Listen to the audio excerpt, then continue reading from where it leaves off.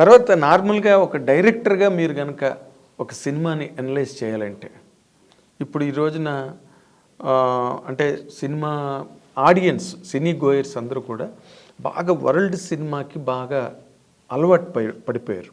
అంటే వాళ్ళు ఫ్యాంటసీలు చూశారు, యాక్షన్లు చూశారు, ఎంటర్టైన్మెంట్లు చూశారు, కామెడీ చూశారు. ఇది ఆల్ లాంగ్వేజెస్, వరల్డ్లో ఎన్ని లాంగ్వేజెస్ ఉన్నాయో సబ్ టైటిల్స్తో చూడడం అనేది బాగా అలవాటు పడిపోయారు. ఏది లాక్డౌన్ టైంలో. ఇప్పుడు దాంట్లో వాళ్ళందరినీ డైవర్ట్ చేయగలను నేను, ఇది వేరే కొత్త వరల్డ్ క్రియేట్ చేసి నేను చూపించగలను అన్న నమ్మకం మీకు ఉందండి? నమ్మకం ఉంది కాబట్టి నేను చెప్పాను సార్, అది ఆయన నమ్మారు కాబట్టి సినిమా ఇచ్చారు. అంతేనా? అంతే, దాని డిస్కషన్ ఉంది. Okay okay. ఇప్పుడు జనరల్గా మీరు ఏ స్కూల్ ఫాలో అవుతారండి ఒక కథని రెడీ చేసేటప్పుడు? అంటే మనకి ఎంతమందో మనకి మీ ముందు ఒక రాఘవేంద్ర గారు, ఒక కోడి రామకృష్ణ గారు, ఒక కోదండరామరెడ్డి గారు, ఇంతమంది పెద్ద డైరెక్టర్లు, ఒక దాసనారాయణ గారు, ముత్యాల సుబ్బయ్య గారు, వీళ్ళందరూ అన్ని చాలా రకరకాల స్కూల్స్ ఉన్నాయి. అవును. అందులో ఏది బాగా నమ్ముతారండి మీరు? నేను వశిష్ఠ స్కూల్ ఫాలో అవుతాను సార్. వా ఓకే. నా స్కూల్ నేను ఫాలో అవుతాను సార్. ఓకే. నేను రాసుకున్న రూల్స్, నేను రాసుకున్న రెగ్యులేషన్స్. అంటే వీళ్ళెవ్వరి తాలూకా ఇన్స్పిరేషన్ కానీ ఇన్ఫ్లుయెన్స్ కానీ మీ మీద లేదండి? ఏమి ఉండదు సార్. ఉంటే వినాయక్ గారి ఇన్ఫ్లుయెన్స్ ఉంటుంది నా మీద. ఓకే. వినాయక్ ఆయన ఇన్ఫ్లుయెన్స్ ఉంటుంది. ఓకే. వినాయక్ బాగా ఎంటర్టైన్మెంటు, ఇమోషను, యాక్షను. అవును. దాని ఇన్స్పిరేషన్ ఎక్కువ, మీకు ఆ ఇంపాక్ట్ ఎక్కువ ఉంది. ఆయన ఇన్స్పిరేషన్ ఎక్కువ ఉంటుంది నాకు. ఇన్స్పిరేషన్, ఇన్ఫ్లుయెన్స్ కూడా. ఇన్ఫ్లుయెన్స్ కూడా. ఎందుకంటే ఆయన సినిమాలకు వర్క్ చేశారా మీరు? అంటే వర్క్ చేయలేదు సార్, బట్ ఎక్కువ మూవ్ అయిన ఆయనతోటి. చిన్నప్పటి నుంచి నాకు బాగా క్లోజ్. నాకు ఆయన క్లోజ్. యాక్చువల్లీ నాకు కథ చెప్పడం కూడా ఆయన చూసి నేర్చుకున్నాను నేను. అవునా? ఆయన కథ చెప్తున్నాడు విని, ఓహో ఇలా చెప్పాలా కదా అని చెప్పి ఓకే అలా నేర్చుకున్నాను నేను. ఏ కథలు చెప్పినప్పుడు మీరు విన్నారు సార్? వాళ్ళ డిస్కషన్స్ అప్పుడు కూర్చుంటాం కదా ఇంట్లో, అది కదా. అంటే ఏదైనా పర్టికులర్ సినిమా ఆయన చేసిన సినిమాల్లో ఇంకా సెట్స్కి వెళ్ళిపోతున్న ముందు ప్రొడ్యూసర్లతో కూర్చున్నప్పుడు విన్నారా? అలా కదా సార్, జనరల్గా ఆయన డిస్కస్ చేస్తున్నప్పుడు ఆయన ఫ్రెండ్స్తో చేస్తున్నప్పుడు నేను వెళ్ళేవాడిని ఆయనతో పాటు. ఓకే. ఆ టైంలో వాళ్ళు చెప్పే నరేషన్ స్టైల్ బాగుండేది, చాలా అర్థమయ్యేలా ఉంటుంది, క్లియర్గా, ఎక్కడ కన్ఫ్యూజన్ ఉండదు. సో అది భలే నచ్చింది నాకు, ఇలా చెప్పాలా కదా అలా నేర్చుకున్నది. ఓకే. ఆ స్కూల్ నుంచి వచ్చారు మీరు, వినాయక్ గారి స్కూల్ నుంచి వచ్చారు. హ్యాపీ అనుకోవచ్చు. Very good. అయితే ఇంకొక పాయింట్ అండి, చిరంజీవి గారు ఈ మధ్య రోజుల్లో చేసిన సినిమాలు చూస్తే ఆయన వేరియేషన్స్ మీద వెళ్తున్నారు అన్నీ కూడా. ఒక సైరా చేయడం కానీ, లేకపోతే ఒక లూసిఫర్ తెలుగులో చేయడం కానీ, ఒక డిఫరెంట్ ప్యాటర్న్లోకి తను వెళ్ళాలి, రెగ్యులర్ సినిమాలు చేయకూడదు అన్న ఒక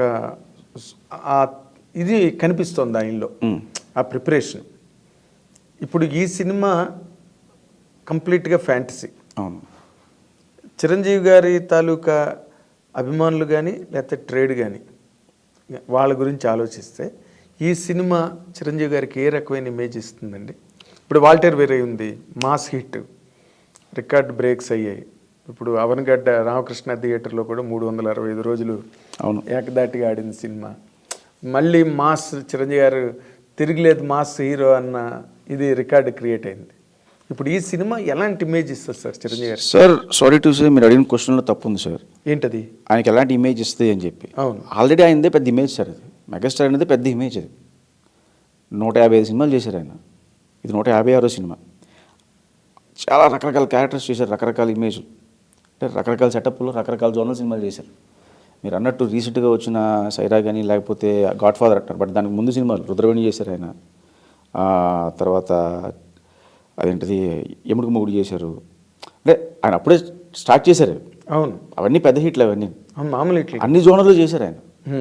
ఇప్పుడు ఆయన ఇమేజ్ ఎప్పుడు కూడా మెగాస్టార్ అనే ఇమేజ్ అంతే, దాన్ని మనం పెంచేది ఏం లేదు, ఎక్కడో అక్కడ ఉంది, ఇంకా దానిపైన ఏం లేదు. అదే అదే. సో మనం దాన్ని చెడగొట్టకుండా ఉంటే చాలు. ఓకే. అంటే మీ ఆన్సర్ చాలా బాగుంది, నా క్వశ్చన్ మాత్రం రాంగ్ కాదు, ఎందుకంటే నేను దాన్ని మళ్ళీ అనలైజ్ చేస్తాను. ఏంటంటే మీరు అడిగారు ఎలాంటి ఇమేజ్ ఇస్తేనే అడిగారు, ఇవ్వడానికి ఏం లేదు సార్ అక్కడ అంటాను నేను.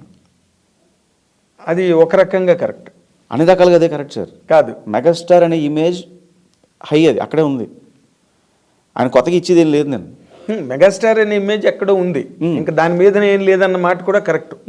చాలా మంచి ఎనాలిసిస్ అది.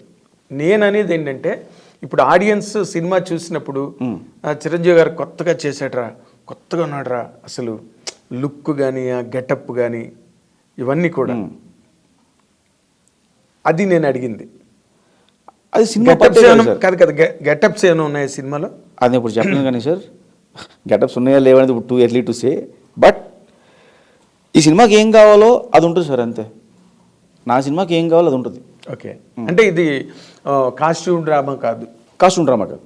ఓకే, నేను అదే నాట్ ఏ కాస్ట్యూమ్ డ్రామా. ఇప్పుడు బింసార్ లాగా కాస్ట్యూమ్స్ కాదు, కంప్లీట్గా ఆయన సోషల్ గెటప్లోనే జగదేకుడు. అక్కడ ఆయన స్టైల్ మిస్ అవ్వదు సార్, ఎక్కడ ఫ్యాన్స్ మెగాస్టార్ చిరంజీవిని మిస్ అవ్వరు ఎక్కడ. అంటే ఒక పాత్రలో చిరంజీవి గారిని నేను చూడనక్కర్లేదు, చిరంజీవి గారిలోనే పాత్రను చూడాలి. ఆ పాత్రలో చిరంజీవి గారిని చూసుకోవచ్చు. అది నేను అడుగుతున్నాను. అంటే ఈ పాత్రలో చిరంజీవి గారి క్యారెక్టర్, ఈ గెటప్. సార్ ఇప్పుడు సినిమా చూస్తున్నప్పుడు వాల్తేరు వేరే అన్నప్పుడు అంతా చిరంజీవి వాల్తేరు వేరేనే ఫాలో అవుతాం. చిరంజీవి గారిని మాకు తెలుసు, జనాలు చిరంజీవి గారి సినిమానే అక్కడికి వెళ్తాం మనం. అవును, వెళ్ళిన తర్వాత క్యారెక్టర్ ఫాలో వేరేనే ఫాలో అవుతాం మనం, వేరేనే ఫాలో అవుతాం. అవును. అలా సైరా నరసింహారెడ్డిని ఫాలో అవుతాం. మీరు ఇక్కడ దొరికారు నాకు. ఇప్పుడు వీరయ్యలో ఆయన వీరయ్య గెటప్లో ఉన్నారు, రైట్? సైరా నరసింహారెడ్డి గెటప్లో ఉన్నారు. అవును. సో మనం ఆ పాత్రలోనే చిరంజీవి గారిని చూస్తాం, చిరంజీవి గారినే చూస్తాం. అవును, బట్ ఆ పాత్రలో చూస్తాం. అవును. ఇప్పుడు అలాంటిది ఏమైనా ఉందా? లేదు మామూలుగా ప్యాంటు షర్టు? నేను దొరకలేదు సార్.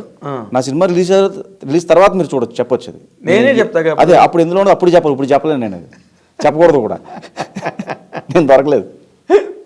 మీరు మొదటి నుంచి దొరకట్లేదు, నేను ఊరికే డెస్పరేట్గా ట్రై చేస్తున్నాను అంతే.